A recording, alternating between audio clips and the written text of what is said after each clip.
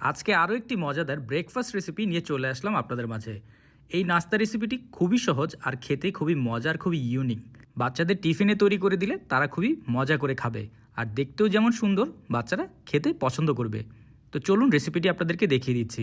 প্রথমে আমরা নিয়ে নিব 2টি ডিম, তার উপর আমি দিয়ে দিব কুচি করে কাটা টমেটো, এরপর দিয়ে দিব পেঁয়াজ কুচি করে কাটা, তার সাথে দিয়ে দিব আমরা কাঁচামরিচ, এরপর দিয়ে দিব ধনিয়া পাতা, এরপর দিয়ে দিব সামান্য পরিমাণে লবণ, গোলমরিচের গুঁড়ো, রসুনের গুঁড়ো, আদার গুঁড়ো, এরপর আমি দিয়ে দিব চিকেন পাউডার স্বাদটা বাড়ানোর জন্য।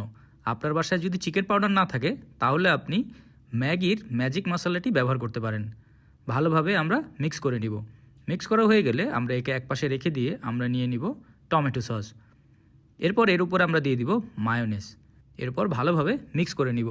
আপনারা কে কোথা থেকে আমার এই ভিডিওটি দেখছেন অবশ্যই কমেন্ট করে জানাবেন। আমি আপনাদের সবার কমেন্টের উত্তর দিব, কারণ আপনাদের কমেন্ট পড়তে আমার অনেক ভালো লাগে। একটি ব্রেড স্লাইস নিয়ে নিলাম, এরপর এর পাশের অংশগুলো আমরা কেটে ফেলে দিব। তারপর আমরা এই রুটিকে আরেকটু ছোট ছোট করে কেটে নিব।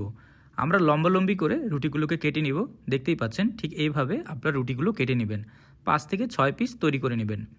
এরপর আমি একটি ফ্রাই প্যানে বাটার দিয়ে একটু গরম করে নিব। বাটারটি গলে গেলে আমরা এর উপরে আমাদের ছোট করে কাটা রুটিগুলো দিয়ে দিব। সবগুলোকে সুন্দর করে সাজিয়ে সাজিয়ে দিয়ে দিব। এরপর আমাদের ডিমের মিশ্রণটি এই রুটির চারিপাশে ভালোভাবে দিয়ে দিব। দেওয়ার সময় অবশ্যই খেয়াল রাখবেন যাতে কোনো অংশ বাদ পড়ে না যায়। চারিদিকে এই ডিম দিয়ে দিতে হবে। যখন এই ডিমের অংশ দেওয়া হয়ে যাবে, আমরা 2 মিনিটের মতো অল্প আঁচে একে রান্না করে নিব। এরপর একে আস্তে আস্তে করে আমরা উল্টে দিব। খুবই সাবধানে করতে হবে, তা না হলে ভেঙে যেতে পারে। এরপর টমেটো সস আর মায়ো দিয়ে মিশ্রণটি আমরা এর উপরে লাগিয়ে নিব। এরপর আমরা দিয়ে দিব মোজারেলা চিজ। আপনারা চাইলে অন্য যে কোনো চিজ ব্যবহার করতে পারেন, আমি এখানে ব্যবহার করেছি মোজারেলা চিজ। এরপর দিয়ে দিচ্ছি সামান্য অরেগানো। এরপর আমরা দিয়ে দিব chilli flakes. Chilli flakes, oregano খাবারের টেস্ট বাড়িয়ে দেয়। দেওয়া হয়ে গেলে আমরা আস্তে আস্তে করে এই ব্রেডগুলোকে রোল করে নিব। দেখতেই পাচ্ছেন, সুন্দর করে রোল করে আমরা 2 মিনিটের মতো রান্না করব। এরপরই আমাদের এই মজাদার ব্রেকফাস্ট রেসিপি তৈরি হয়ে যাবে। দেখতেই পাচ্ছেন, খুবই ইউনিক আর খুবই মজাদার একটি রেসিপি।